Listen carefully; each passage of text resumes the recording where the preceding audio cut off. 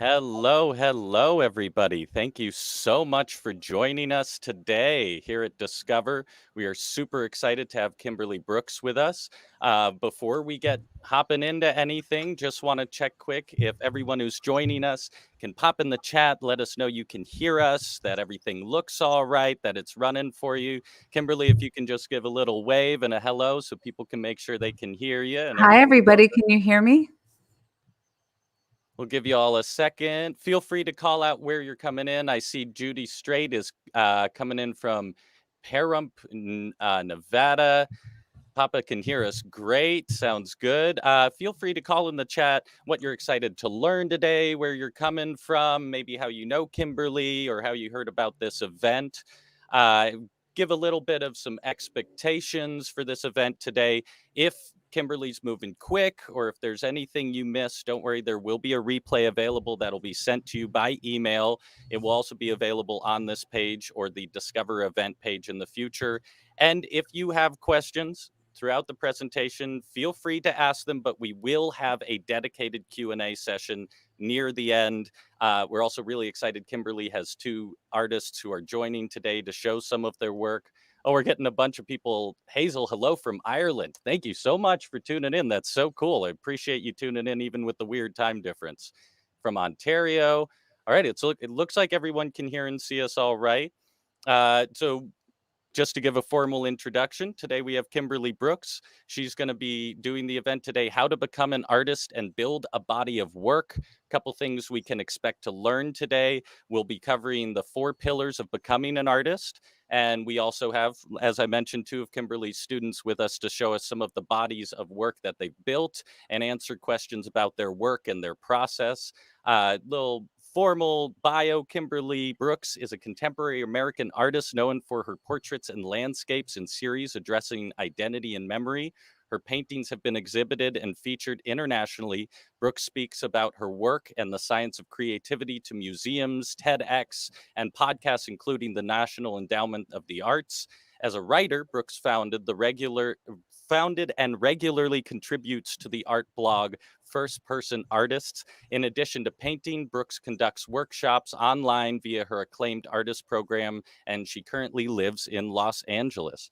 Kimberly, thank you again so much for joining us. I would love to hand it over to you, and without further ado, get your presentation going. Hi, everybody. I'm so glad to be here, and I'm so glad to have you here with me. This has been a really incredible experience, getting the chance to work with artists from all over the world and helping them build their own bodies of work. I have given a lot of thought in my life because for many, many years I painted and sort of stayed in the student mode. And I kind of started to, I believe, everybody has an artist inside them. And there's no rules, and you can do anything you want. You can call yourself anything you want at any time. However, there is sort of this demarcation between like an artist with a big A and an artist with a little a. And for a long time, I was making art, but I was doing it quietly, and I wasn't showing my work, and granted I was learning, but I wanted to cross that threshold to be an artist, an actual artist that was presenting their work. So I've made a little presentation for you, and I wanted to go over the 4 pillars of what I think is, it sort of separates the artist with the little a and the big A. So this is Matisse's studio. By the way, Jonah, will I be able to just use my arrow keys to operate this slideshow? Absolutely. If you're on that page, you should be able to. Okay, so I'm going to go to that page now. Sorry. Okay, now I am. Okay, great. Got it. So this is a picture of Matisse in his studio, and one of the first things that you need to get comfortable with is setting up your studio. And so, as I said today, we're going to go over the 4 distinct elements and sort of the pillars of being an artist and becoming an artist. And I chose these Japanese screens of the 4 seasons, which was also then subsequently conceptually recreated by Bernard with his 4 seasons.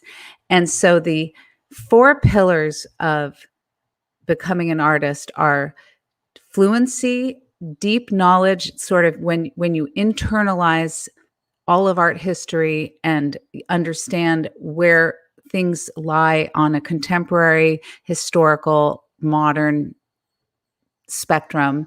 And you also can deeply dive into other cultures and not just know your own worldview art, but just really have an expansive, engaged mind to other kinds of art. And then the other one is process, which is understanding like how does one become a creative, productive person? Like how does one create not just one painting at a time, but many paintings? And then the last one, I was on the fence whether or not to call it bravery or build a body of work, because you really need bravery for this last pillar. And I'm going to get into that in a second. So going back to fluency, the first pillar of becoming an artist is you need to get a level of comfort and fluency with your materials, just with the very basics, like you would, if you drive a car, if you had to learn how to drive a car every time you got behind the wheel, it would take you a really long time to go to the market or wherever you're going. So you want to get fluency so that you can get flow. And that's why my class that I created is called Oil Painting Fluency and Flow. And it's not just about, you want to understand paint on a very deep level also, like understanding the history of and the nature of pigments. It's the thing that you're coating on a surface, and oftentimes something that you will fall in love with and spend the rest of your life working with. So you should know what it's made out of and how it evolved over time. Because the origins of the changing palette of artists has changed over time. It started off very red and brown, like they used dirt, spit, and ash. And now you have colors that are not even seen in nature before. I mean, if you think about it, even the color blue was so prized when they were being first able to mine it in the caves of Afghanistan that like priests would mortgage their homes and palaces in order to get enough blue to paint the robes of Mary. So this kind of like understanding of pigment and what you're using is super important. And then this slide, which I always show for safety, because I always say to my students, like, you don't want to end up looking like this, guys, is that a lot of people don't realize that when you paint, you don't need solvent when you paint with oil. And a lot of people go to the art store and they have the urge to paint and they go, ugh, I don't want to deal with like smelly things that are clearly bad for me, but I'm not sure how. And so then they go to the acrylic section. I have nothing against acrylics, well, just a little bit, but I think that when you become a painter and an artist that uses paint, you should understand your materials enough to paint safely with the least amount of waste without getting any pigments into the water supply, because pigments are the same regardless of the medium. You should know how to mix colors in a way that will enable you to tilt them warm and cool and make them light and dark. And you should understand how to think in 3 dimensions and work from back to front. So you're doing the details at the end instead of starting with the eye. I just wrote a book called The New Oil Painting, and I have a chapter called Don't Start with the Eye. For example, you should know that there's like 7 different kinds of blacks, and you should know the difference between Mars black and ivory black and Payne's gray. And, this is about fluency and just knowing what you're working with. I think that's so important. Too many times students go to the art store and they don't know what to get, and they get overwhelmed, and then that stops them. So you should also understand different kinds of architectures and techniques within painting, and why, say, for example, this unfinished painting by Leonardo on the left, which is more like approached in 3 layers, is totally different than this painting of by Monet, where it's Impressionism, which was a real revolution. You can almost think of it like it was a technological revolution in painting, to paint outside and to layer it in a different way. And then you should know, for example, that Isaac Newton invented the color wheel. And that was because he wrote this paper on prisms, and it changed the way people thought of colors. And once again, if you go all the way to the history of the beginning of, if you learn about your craft and the art, and by starting from the beginning, and you kind of learn each different phase and why it changed and what technologies within the painting world changed, you will become a better painter. Um, and this is just really acquiring skills. With You'll learn how palettes change throughout history, and then the next one is the next pillar. Let me just mark this very clearly, because we are now in the deep knowledge area, is that you want to internalize different kinds of art throughout history, not just from Western cultures, but all cultures. And the more you study them, the more they become a part of you, and you understand them in a deeper way. And when you know, I can always tell my students that don't haven't looked at a lot of art or weren't exposed to a lot of art.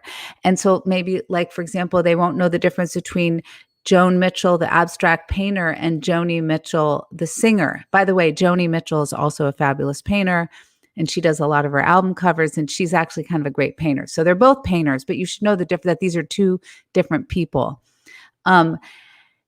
You would want to know, for example, that forever Kandinsky was considered the father of abstraction, and then just, I think, in the last 5 years, they discovered this treasure trove of paintings that were 20 years earlier than Kandinsky by a woman named Hilma af Klint, and they had an exhibit of her work at the Guggenheim. And so now she sort of like pushed Kandinsky off the pedestal of being anointed the father of abstraction. And now she's the mother of abstraction. But this is the kind of thing that you learn in my classes, because you're just being exposed to a river of artists throughout the process.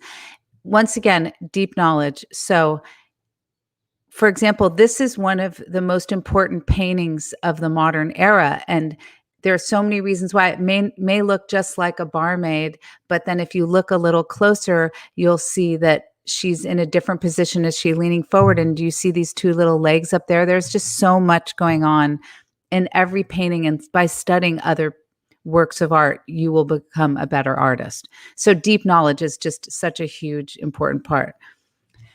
The third pillar is process. A lot of people are fooled by what they see in the art books, and they think that everything that a particular artist made is fantastic, when the truth is and they think that their work in and of itself is like a precious diamond, and that everything they make is unique, and that's true. But they get so precious about it that they're not prolific. And I think in order to be an artist, you need to be willing to be prolific and to think of it in a more athletic way, like you're in training.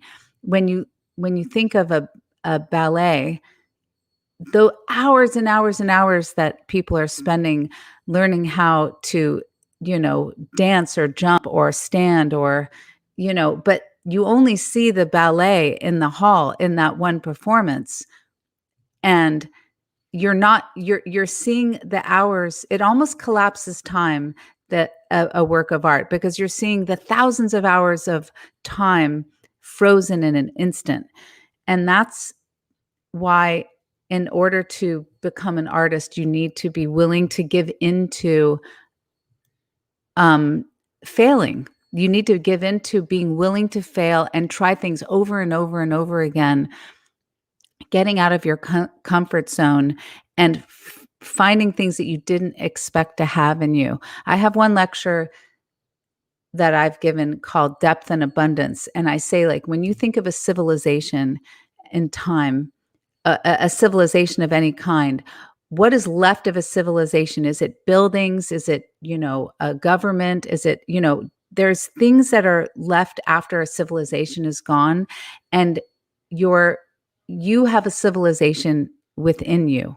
And I tell the artists that I work with this, and you need to create enough work so that the things that are going to be remain will be the will be as a result of a multitude and a huge amount of work that nobody else will necessarily see. This is a painting that I have up right now in an exhibition right now, actually in a gallery. And I'm showing this because this was a landscape. This was a painting that I was making, and it was in my studio, and I thought I had lost all hope for it. And it was, and then I went back into it. And it's often when you lose all hope for a painting that you make your best work. And in every show I've ever had, it's the paintings where I've kind of given up and they're like a 3/4 of the way there, but they're failures in my mind. And then when I go back in, I'm freer and I can make a better work of art. And that's always when I grow the most. I've given a TED talk also on the creative process in 8 stages about the creative process when you are actually making a painting, like within it. And I just think process and understanding the different ways to approach painting is so important. So now the last pillar is, and the difference between artists with a little a and a big A is the ones who are willing to make a body of work. And it sounds simple enough, but 99.999% of people that are learning to paint or whatever, they stay students forever, but they don't take it to the next level and become artists in their own right by contributing to the conversation of art in a way that's unique to them. And I say, find your North Star in there. And you're about to hear from students of mine who I've worked with over the last couple of years and have been through all the different programs, and they're going to show you examples of art that they've created that's amazing. So this is a great painting by Magritte where he's looking at an egg, but he's painting a bird. And you have to be willing to get through that fear of, well, I don't know what I'm doing. And that's why I was originally going to call this section bravery. Like, bravery is a huge component of creating a body of work. And then lastly, you need to be able to share it with the world. So you need to be able to, you need to take yourself seriously, build a body of work, and share it with the world. So those are the 4 pillars of being an artist. And now I would like to share with you some of the students that I've had the honor of working with over the years, and they're going to show you their work. So I am ready to unshare my screen. You're all good there, Kimberly. Did we want to talk to Jaren or Abby first? Well, I think Abby, we should start with Abby. Excellent. And I want to introduce Abby. Abby, hi there. Good to see you. How Yeah. you doing? So, Abby is, when we met, you were one of my students at Otis. And do you want to tell a little bit about what that was like and your experience? It's really only been 2 years, right? So take it away. All right. Well, thank you so much, Kimberly. Hi, everybody. It's really nice to be here and be part of this big community. I met Kimberly. My name is Abby Golden. I met Kimberly roughly 2 years ago. When I was kind of just really lost in my own creative process, I would say. I was always a really creative person, but I was all over the place with what I was making and the materials I was using. So I was drawn to her and her classes for myriad reasons, but one of the main reasons was I had been creating work with a really good friend of mine. And we were living in New York at the time and in these really small apartments with not great ventilation. And he actually ended up having adult aneurysms. And it just was a really traumatic event. And so I was really scared of solvents, and I really needed to reconfigure how I was going to be a creative person, but in a safe and healthy way. So when Kimberly introduced this idea of using oil paints without any turpentine or all those stinky things that I would pick up at the art store because I didn't really know any better, I was using resin. I was using, just all kinds of spray fumes without proper ventilation. And I walked into her class and it was like, no more, none of it. And I just literally threw everything out and I've never looked back. And now I've replaced all of those items with like oils and things that I'm not putting down the drain, and I'm just throwing out, and I just have a really like safe practice now. So that above all was really important to me. And then the other aspect of it was just being able to focus my attention and go deep rather than go all over the place. Kimberly's classes have really taught me to like hone in and figure out what the story, what I want to tell that's only my story. And through first just getting comfortable with my skill set, and Fluency and Flow is her course that kind of goes over just technical skills and gets you from like comfortable and figuring out what your strengths are, then segueing that into building a body of work, which I've committed like the past 2 years of my life to, and with the oversight of Kimberly and the community. And I would be sharing, like working on something, get so frustrated, but bring it to the community. And painting is a really solitary experience. So it was amazing to have that kind of feedback. And yeah, I'm happy to say that like I've finished my first series and it feels really good. And that's what I'm going to be sharing today. Yeah. By the way, you brought up something that I'm so glad that you said, because I neglected to mention it in my pillars talk, I guess. And that is that I think it's so important to have a community of other artists that you work with, and that if you're working just alone, you're not going to grow as much. And part of the thing that I've grown, which has grown quite a bit since the pandemic started, which was because I started this before the pandemic, was meeting on Zoom 3 times a month with other artists to review your work. I think that's like a wonderful component to it. So thank you for bringing that up. But why don't you share it and tell us about it? Because I just love this series that you created. I know that we have 2, by the way. Each artist that's coming up has one body of work, and then the one that's kind of in progress. And if we have time, we'll do the in progress. But let's first tell us about it. Okay, great. So let me pull that up. Everybody could see my screen and we're good? Yeah. Okay. So my series is called Golden Years. Again, just as like that kind of background, I was making all different types of, like thinking about all different subjects and making all kinds of paintings. And then I happened to paint this photo I had taken of my dad, and we were in Miami. And in this painting, there was just so much more going on, and there was such a deeper story that I knew I had to kind of harvest. There's a time in our lives where we're going through a lot of family things, and so it brought my attention to Southern Florida, where my parents live, and their kind of community of baby boomer peers. This piece is called Mahjong Memories. And these are just images that I have grown up around. I've grown up around a lot of like older people, and looking at their skin and how unique it could be. And when you see the veins and maybe some liver spots and how much character they have. And so with Kimberly's masterclass, she reviews creating a book like this. And then I had an essayist, Cintra Wilson, who is amazing. She wrote an essay about my work that I'm so grateful to have, and it contextualizes a lot of the pieces.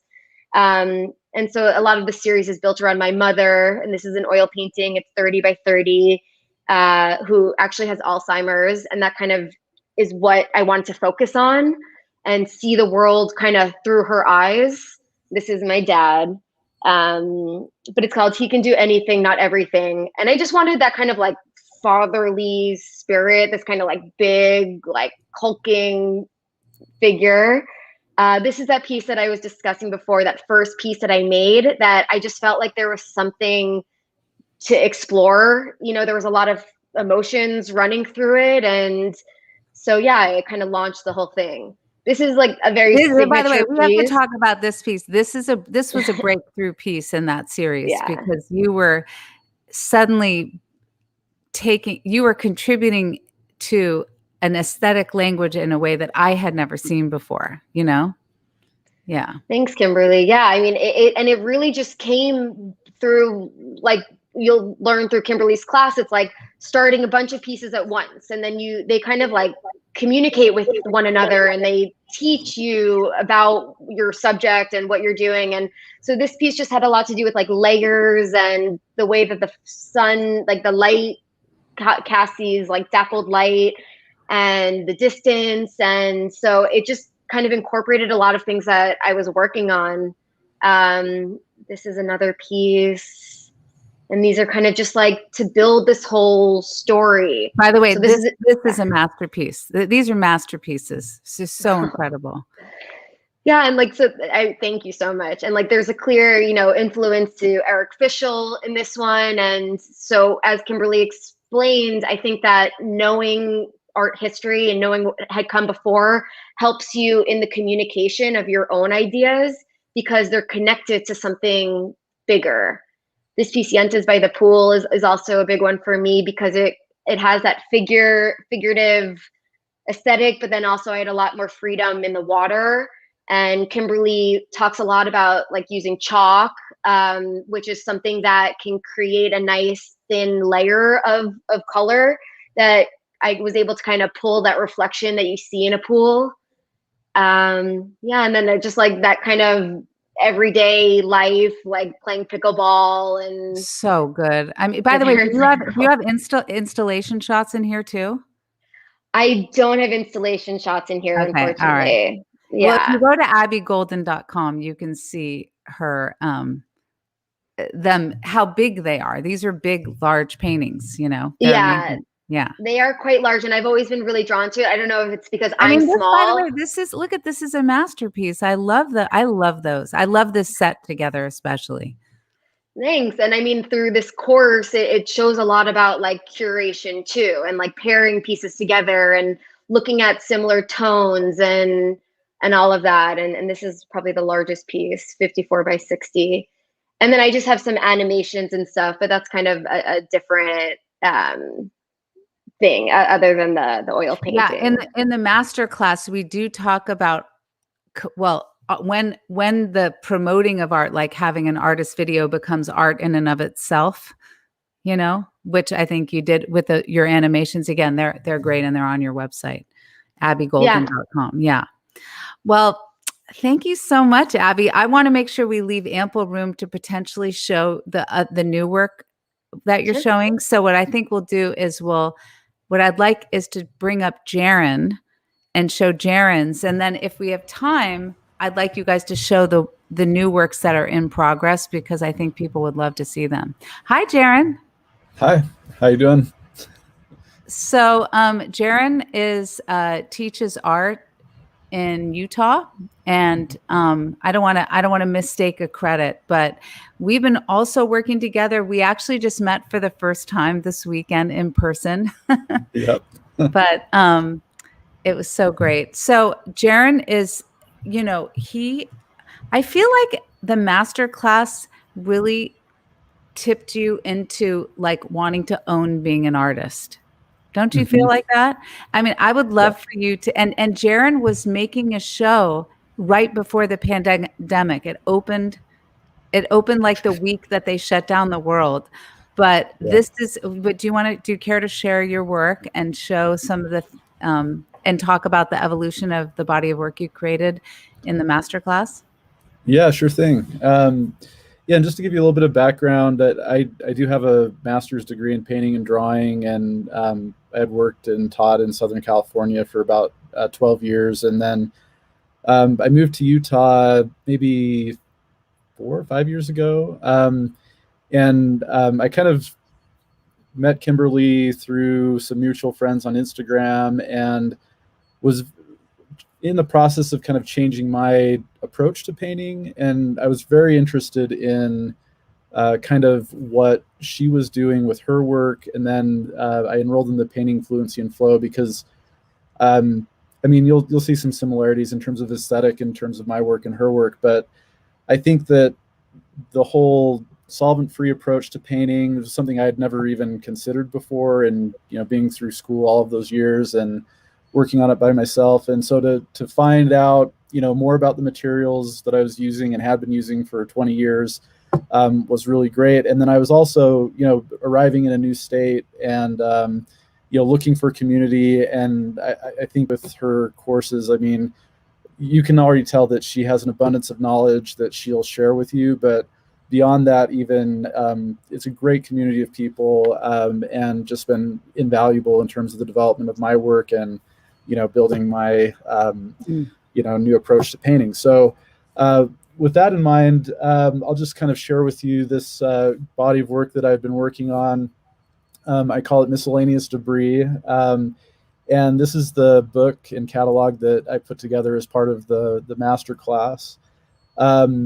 So to give you an idea, a lot of times with my work in previous iterations, I've focused on a singular topic. And with this particular body of work, I was really interested in the idea of how our attention is being spread across so many different subjects in the internet era. And so rather than hone in on one thing individually, I was very interested in this idea of not really putting limits on myself, but kind of just naturally following my intuition in terms of pulling subject matter and things that I was just interested in conceptually. So in this body of work, you'll see, images from sporting events, you'll see images from natural disasters, design magazines, so on and so forth. But what started to kind of pull this all together for me was that idea that, in the internet era, you have so many things vying constantly for your attention that it becomes almost impossible to give 100% attention to anything. So the first one here, this is Maddox Sands. This is a mixed doubles tennis couple, I guess, that won the U.S. Open. And I was kind of interested in that idea of what does it mean to be winning in America? What the spectacle of victory looks like.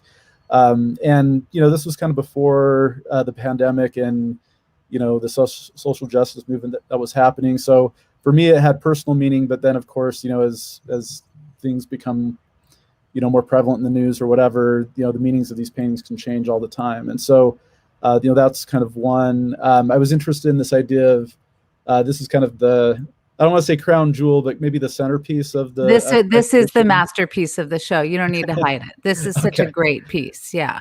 Yeah. And this is incredible. Yeah. It's called Aftermath. And I was just interested in this idea of, looking at images from, natural disasters such as like the California wildfires or whatever. And this idea of the upheaval of what seemed to be permanent structures and this idea of resettling into new equilibriums. And, I think for me, it had personal resonance, but I think, again, with all the things that we've been through in the pandemic in the last few years and everything else, it became kind of more of a metaphor for the restructuring of, our culture, of our lives individually. And it seemed like an apt metaphor for a lot of what we're going through. This one's called North Korea World Cup Champions. This is from a YouTube video that I found of it's a North Korean news agency basically informing their population that their national soccer team had won the World Cup, which they had not. But they showed all these like weird sort of like doctored highlights of the same like 10 or 15 people cheering for these, this sporting event where North Korea was beating like Brazil and America and Russia and like all their political rivals in soccer. And, at the time I thought it was funny, but then. And this is a big piece, right? Yeah, it's this is 48 by 40. Yeah. Let's see more and more. I want more. Yeah. And if I like the scale of it because it makes you feel like you're a part of the crowd a little bit. You kind of relate to it in a more physical way. So I have a backstory for all of these, so I can't get into it with all of them. I want to see if we can get to your new series too. Look at how gorgeous these are. This is a diptych, right? Yeah, it's a diptych. And this is from a natural disaster movie where I think it was like the Hoover Dam breaking with like the earthquake that destroyed California type of thing. So beautiful. Thanks. I'll just flip through a few more. And then this book is also one of the ways to crystallize a body of work is to make a book, make a catalog or a book. And I think that this just came together so beautifully. And what's interesting about it is that it sort of forces you to button up and get, and you know, you get an essay. This also has this book also has an interview that was it was already in the press, right? I think it was in a newspaper with Yeah, you. I And was then I you was kind of used, lucky the yeah. timing of all of it, because I did have Shayna Nice-Dambrot write an essay about the work, which was great. And then I did an interview for a local magazine about the show, and going And through the interview process was super helpful in terms of crystallizing what I was even thinking about, or talking about with the work. and also Shayna is the editor of the LA Weekly. So like another layer to becoming an artist is to interacting with the voices that are speaking about art today. And so, and as a part of the community and the live sessions that are integrated in the class, I bring in critics and curators and other well-known artists to work with and speak with and give, we've had Edward Goldman from KCRW, he's like a kind of a famous radio art critic that gives reports, come and do private critiques with the class. And then last month we had Myra Coleman, the famous illustrator, who is one of my heroes, and she's also an artist and a writer. And anyway, so like the interaction that you have with real world working artists and writers is a hugely important component. I think it's just super important. Look at Yes, these. absolutely. These are amazing. These are amazing. Thanks. Yeah, Yeah. TMZ was a big influence. But yeah, so again, there's probably 25 paintings, and then I have drawings that I was also doing at the time, which seemed like kind of a quicker way to respond to all the information, and things that I was interested in. And then there are some. I want to see. I want them to. Yeah, there we go. Look at how big these are. Yeah, They're the amazing. Aftermath painting is 5 by 6 feet, I think. Yay! These are so great. Yeah. So there you go. Fantastic. I love this shot. Great. Well, by the way, what did you think of my 4 pillars, Jaren? I think we can stop sharing for a moment now. Great. And you can bring it's such Abby. a great way to sum up things. I mean, when you talk about art or going to art school, and you can spend 7 years there learning all the things, but to sum it up in kind of those 4 succinct parts of being an artist, I thought it was really eloquent and well done.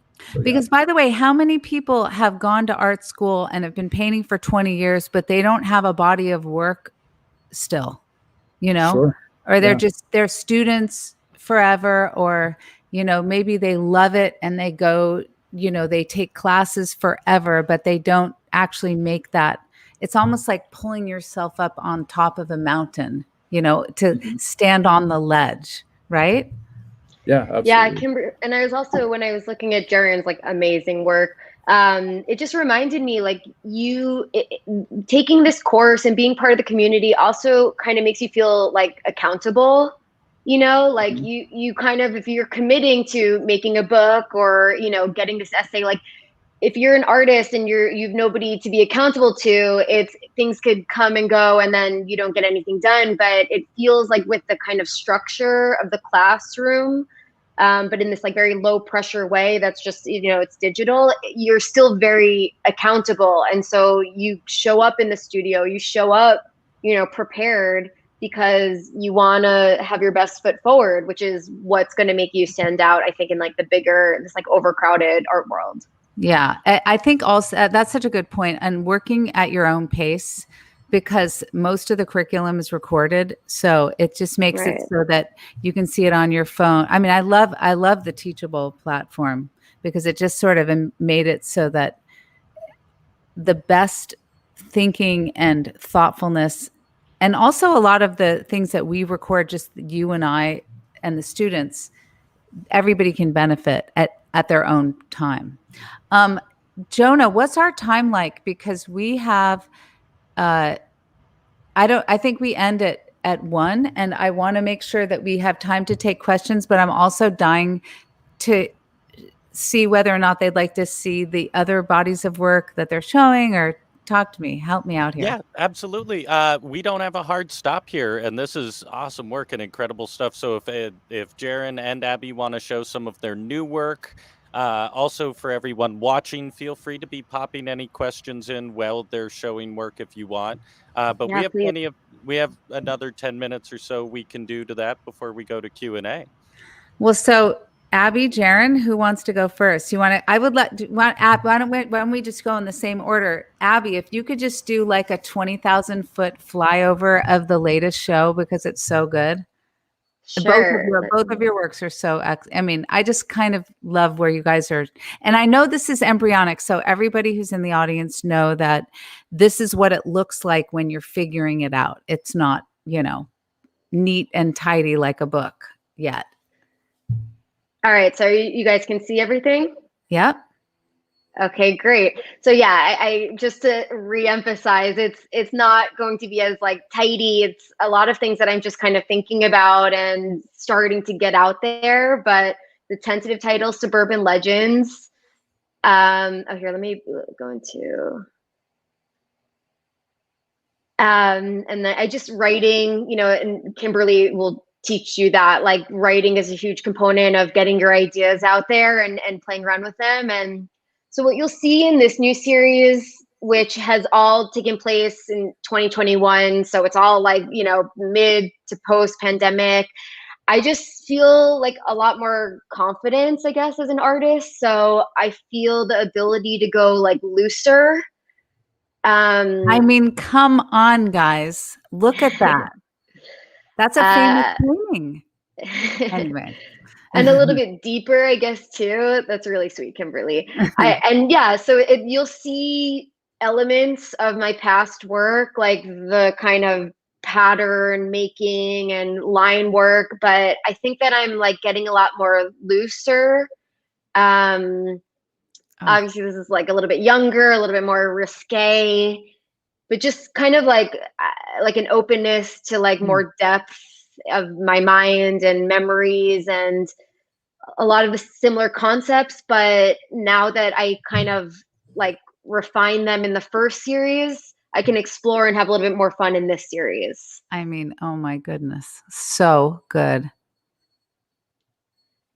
So yeah, and I'm always brought back to water, and it kind of comes back to this kind of like fleeting moment and ephemeral and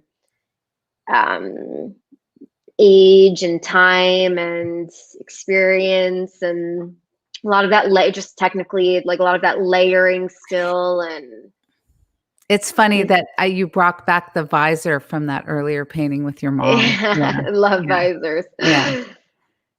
And then, just like perspective, I'm very inspired by like Japanese, very flattened perspective that later like Van Gogh and Gauguin used. So I'm exploring that a little bit more. This one's done. That one back there is done, by the way. I have to like not chime in while you're. I like it. This is the full Kimberly Brooks experience. These are amazing. And then it also just helps, I was able to kind of work out things like a bio and more professional looking things like that. Oh my God, let's give it up. I always read these Zooms and I make people turn off their audio so that people can clap. So I know you guys can't do that, but anyway.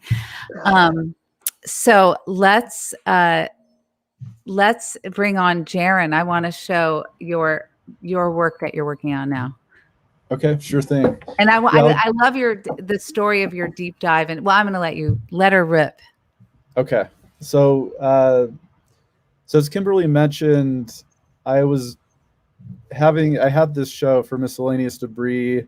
The opening happened in, I think, literally like 1 or 2 weeks before the lockdown came. So I was very much like, had hundreds, if not thousands of images. I was ready to make, 50 or 100 more paintings in the same vein of what I was doing. And then I have 3 kids at home. So when they shut down the schools, it was kind of like everything in my studio practice kind of ground to a halt. And so I decided that I was going to make use of the time. If I couldn't be painting, I'd be at least thinking about and kind of constructing the next body of work in my mind. So I kind of in my studio started writing things all over the walls. And I know it looks neurotic. It is neurotic what I was doing, but I was trying to categorize all of these things that I was thinking about and trying to figure it out. So I was interested in this idea of like what American interests are, whether it's competition, entertainment or spectacle, desire, nostalgia, and kind of trying to boil it down. And I kind of came to these three categories, which were spectacle, desire, and the absurd. And that's kind of my Venn diagram. When things overlap with those three concepts, it's like that's where I like to be working with my work. So do tell us, how does that coincide with landscape? Well, I'm glad you asked. So I started kind of getting into categories that were more in line with maybe those three kind of tentpole themes. And one of the things that I started looking at was a lot of design catalogs that had landscape in them that were meant to kind of frame or sell you an idea about like what your life could be. And with all of the sort of social justice and things that were happening last summer, I was kind of interested in this idea of mythology and like where does like the myth making of American life come from? And so I started looking kind of deep into these books of landscape painting from the 1800s, because at that time there was that sort of expansion westward. There's the myth of the West. You had all these artists kind of taking treks back to, California, the West Coast, even kind of through where I am in Utah. There are a lot of people painting. And so they started kind of sending home or coming back to the East Coast and then making these paintings about this sort of mythological landscape. One is, you can kind of look at maybe cynically and say, well, it's propaganda to get people to move west or whatever. But also there's this sort of like really sincere, like connection to nature. And so I'm kind of interested in that complexity of, the connection to nature, where the mythology of American life comes from. And so I started kind of doing these drawings based on these 1800, landscapes from the 1800s. And then, kind of doing paintings where I'm kind of dialing come up. on, this is fantastic. I just love these. Keep going. Yeah, for sure. So and so beautiful. Thank you. And so I started, kind of creating my own landscapes that are, again, mythological, or, in my mind, what, this artist was doing 200 years ago, or,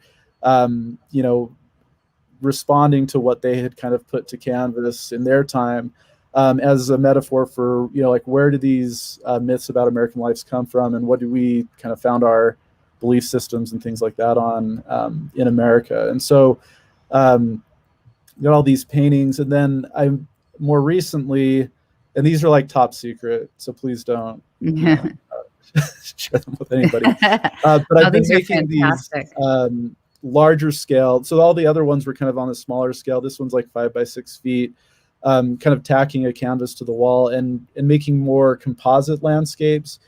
Because some of the artists that I was researching, they can't even identify the landscapes they were painting, because they would take, a mountain from this mountain range over here, trees from like a different part of the country and throw them in there, the skies from, wherever.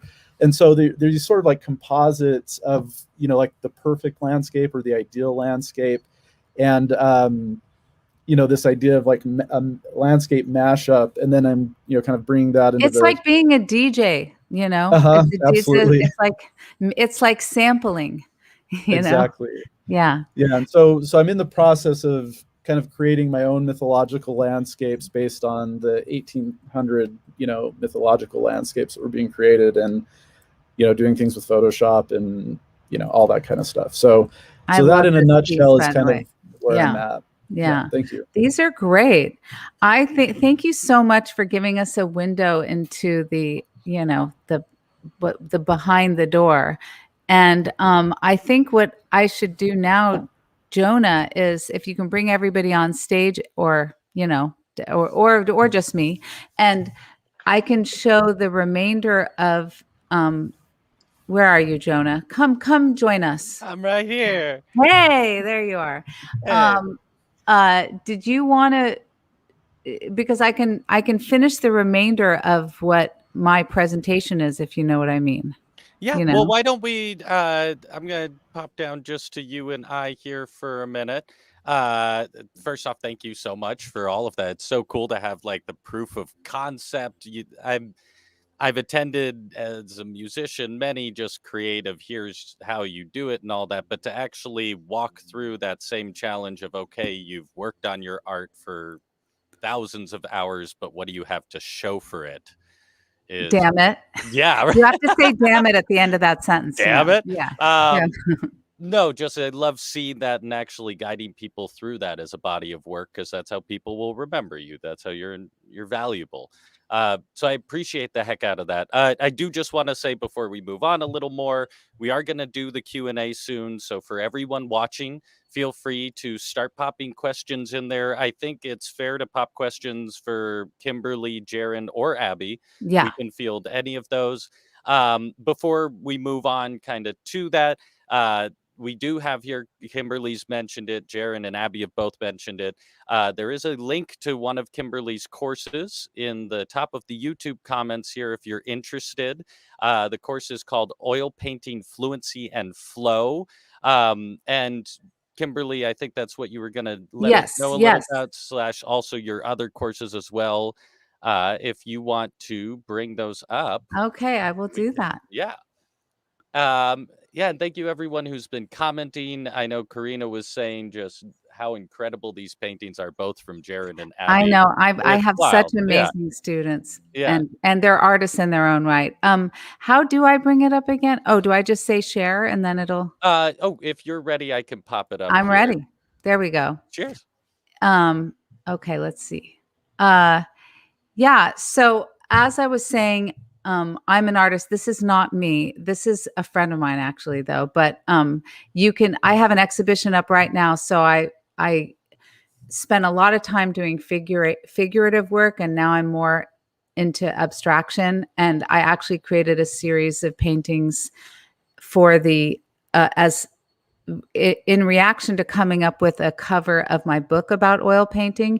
You can see my work on my website, a lot of my work on my website. I usually just show like 5 or 6 paintings per series. And this is this book that just came out with Chronicle Books last week, but it was, years in the making. And this is really the book for oil painting fluency and flow. It's like everything that's in the class is also in the book, but it's with video and a lot more. And you can get it anywhere books are sold. I have live events the third Wednesday of every month. So people come from, this is part of the community aspect of the workshops. But let me tell you about oil painting fluency and flow and kind of contextualize it for you. So I see these classes as sort of a pipeline. So the oil painting fluency Flow is the first one I created. It's a 10-week workshop, and it really takes 30 years of painting knowledge, everything that you would want to know, into a 10-week intensive workshop. Many people take it many times, or they extend it because there's so much information in it. And it's about maybe almost 100 lectures. They're short, but they have just every time you're watching an extra something, you're seeing many, many, many works of art. So it kind of gives you that deep knowledge at the same time. So it's sort of fluency and deep knowledge, which are the first 2 pillars. And that's the class that's open now. And our first live session is Tuesday, July 6th. And all the information and the times, if you want the syllabus, you can find that on my website, or just go to click on workshops, and then you can get the syllabus. The next class that really addresses the third pillar. It just sort of addresses the kind of athletic approach towards like doing a deep dive on portraiture for 3 months, and then a deep dive on landscape and tableau and abstraction. And this is more like a painting club, but it's not open to the public. But the people who've completed oil painting fluency and flow often go into this class. I spent 10 years on portraiture, so 3 months is not a lot, but imagine if you were like bodybuilding and you only worked out one muscle, like that, like you only worked out your arms, you'd have very skinny legs. You want to be like a well-rounded artist towards, the better you are, the more understanding that you have at different things and the different complexities that you will encounter when you're approaching a subject, the better you'll be when you go to develop your own body of work. And then that's what the master classes, that's, you have to apply, and it's open out just a couple times a year. And it's most of the people that start with oil painting fluency and flow get in because they're ready, because they go through the other programs, but I just kind of wanted to say it's like the one on the left is the one being offered, and that's like the great entry point. Experienced artists take it because they're backfilling all the knowledge that they were never taught in art school, and then also beginners. So that's really it. And here's the syllabus, and that's it. I don't need to share anymore. Yeah. So So, sounds yeah, if like anybody has any questions, I'd love to answer, and I'm sure Jaren and Abby would too. Yeah, well, and I have a quick question just about your course, because it seems really in depth, or these courses. It sounds like the one you're offering today is a good place to get started, but you're really crafting not just how to paint, but how to be a valuable member of the art community within this whole series of courses, right? I birth galaxies.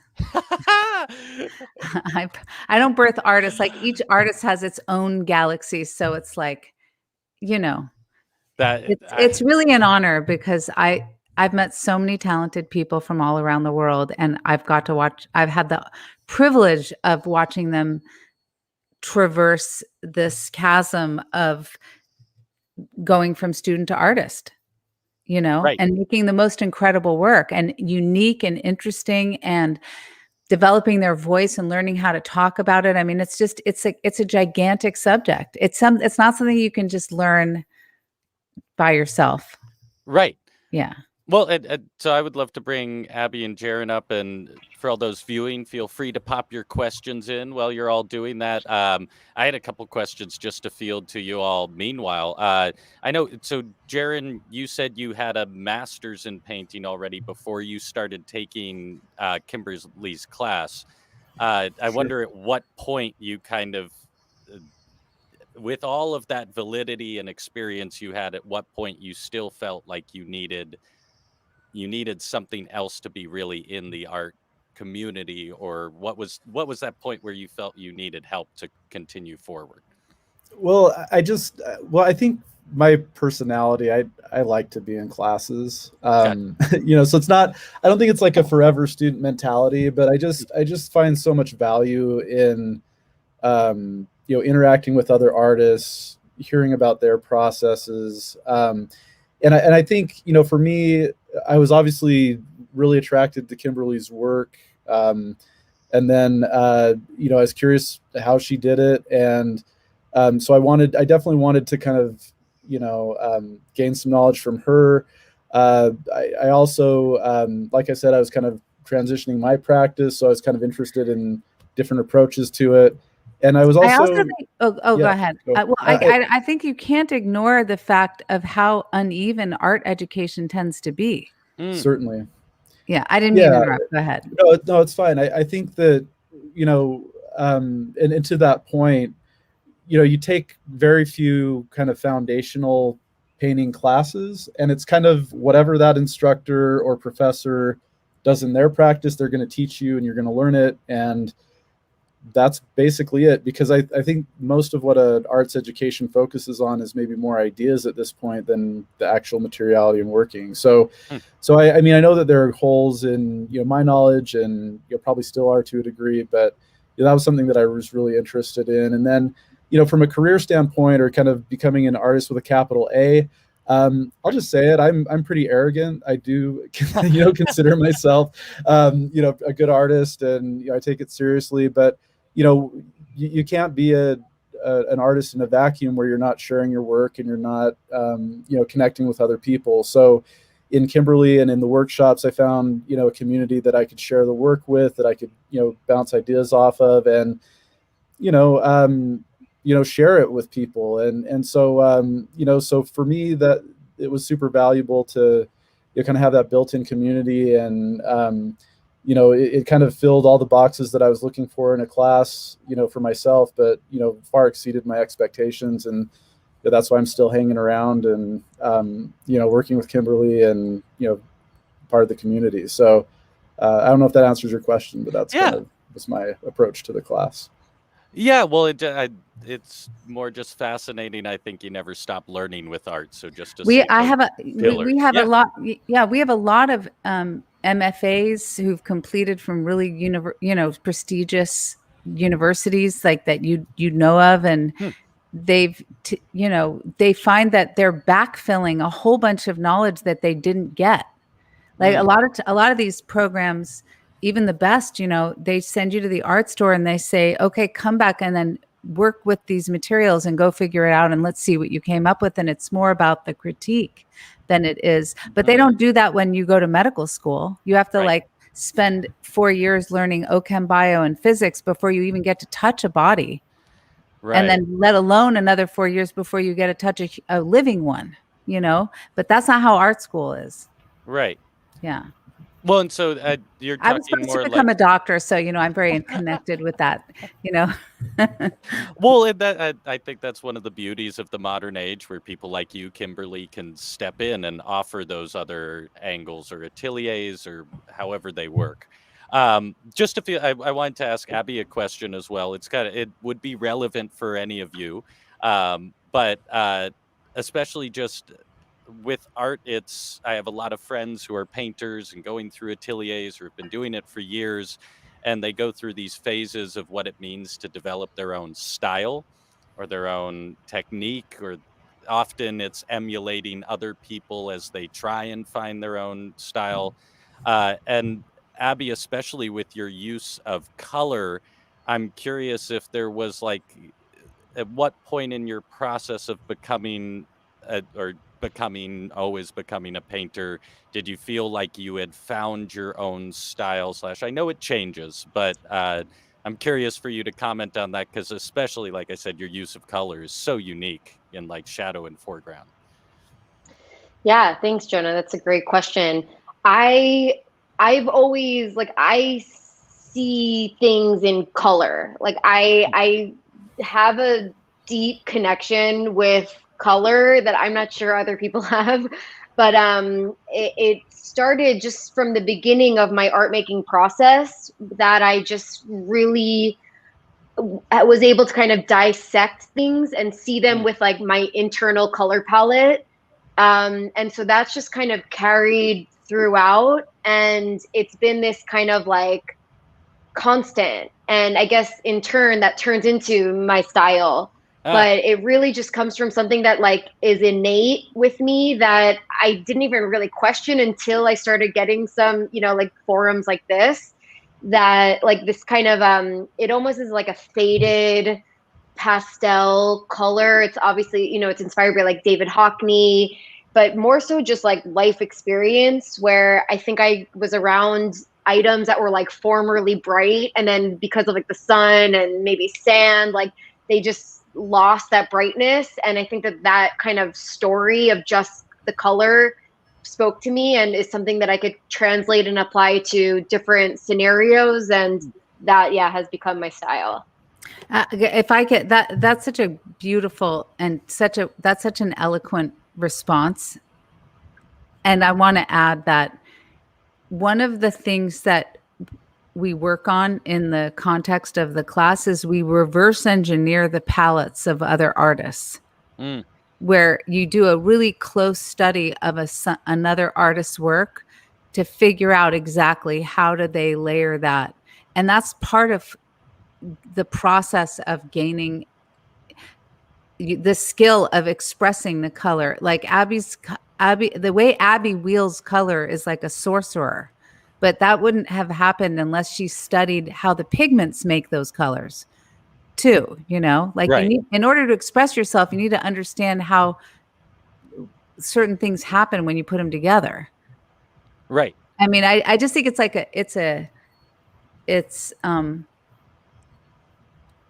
this goes back to kind of what Jaren was saying about a lot of arts education, is that it can be so focused on expressing yourself, but it doesn't focus deeply enough, in my opinion, on understanding how to do it in the fullest way. Mm. So anyway, just Yeah. a note on color. Yeah. Well, and I loved Abby's response too, because it sounded less like you crafted your own style. You Well, built the tools, but she's got a DNA to her right, palette. She right. has an That it just, aesthetic. yeah, Yeah. that you like found yourself in your art, and that was your style. Yeah. Was a cool, yeah. I did have what I think this might be for Abby as well. A question from one of the viewers, which is very practical. But what is solvent-free oil painting? Oh, well, I really should give this to Kimberly. Yeah. Like, I Okay, yeah, learned or everything I Kimber- know from Kimberly, so please, yeah, if you So don't this mind. is just this book. This book is out now, and it's all about why you don't need to use solvent to paint. So they used to think that you needed a thinner, which is the really smelly stuff, to thin the paint, but you don't need it. So the thinner is generally solvent. And they used to use it because you use solvents to thin resins, and they used to think that you needed resin to paint with oil, but you don't. So once you take away those smelly things, then you can no longer paint with tiny particles of plastic if that's what you've been doing with acrylic. Again, I don't really have anything against it. It's just that I get pigments are the same no matter what, whether it's oil or acrylic or watercolor. And I think people that use water-based pigments are much more apt to wash them down the drain and get them into the water supply. So I think there's a million reasons not to do that and not to harm yourself by exposing yourself to solvent. One of the side effects of which are lymphoma and Parkinson's. I mean, there's all sorts of neurological damage you get from solvent exposure, Hmm. trouble breathing, like who wants that? Like why? And because you can paint without solvent, it means you can paint in your kitchen or your living room. right. You could set up a practice anywhere. But don't eat the paint. See, that's what you don't want to do. You don't want to eat Just it. don't need. Yeah, just don't lick it, don't eat it, don't smear your body in it. Just use it on the canvas and you'll be fine. Cheers. Yeah. Well, we do have to wrap up a little for time, so I'm going to say farewell to Jaren and Abby. Thank you so much for presenting today. Thank you, Appreciate guys. your you. work is Thank you. incredible. And Kimberly, thank you again so much for doing this. I love that you have these students here. Their work is really, really incredible. They are Absolutely phenomenal. so good. We could have filled up days and weeks of amazing galaxies. Right. I love that. I birth galaxies. Yeah. Yeah. I don't know if you have a merch store with shirts or anything. But but I that's also cool. have 2 kids, and they'll definitely are galaxies in You the making. So you are literally birthing yeah. For everyone viewing, if you can pop in the comments and say a little thank you, what you learned from today. If you already know Kimberly and you've purchased one of her lessons, feel free to comment that. We love to see who's coming, who's involved, who are new people here. And just once more, if you missed anything, there will be a replay available that'll be sent to you. It'll also be available at the same link here on YouTube or on the Discover website. If you liked this presentation or any of these Discover events, please subscribe and like this video. We're going to be offering more and more of these, and we're thrilled to have creators like this on. Kimberly, before we kind of wrap up today, did you have any last little final takeaways or advice to people watching in their journey to becoming an artist? yeah, I suppose my one little takeaway is that if you really want to change the color of your world, then pursue building a body of work. Start on those 4 pillars, because it's such a rewarding and life-changing experience. It was also so rewarding to be a part of a community before the pandemic started and all the way through. And then, we meet in person. I mean, it's great. It's Yeah. fantastic. Well, and just to call out once more, I love that it really sounds like your courses are very community based, and it's cool to see a community that's been able to continue and foster their art throughout a crazy year and continue to grow. So I love it. It's a privilege to have you here and see what you've been doing. Yeah, if that's all, I would love Yeah. to say Thank you so yeah. much. And if anybody wants to get notified when I have workshops opening up, other than this one, which is open now, then they could just go on my website and click on workshops, or somewhere you can find it, and just say, I want to be notified of workshops. Then I'll let you know. And just once more, give us your full website there. KimberlyBrooks.com. Awesome. Thank you so much, Kimberly. Thank you for Thank everyone you. viewing. Have a wonderful day, and we'll see you all later. Take care.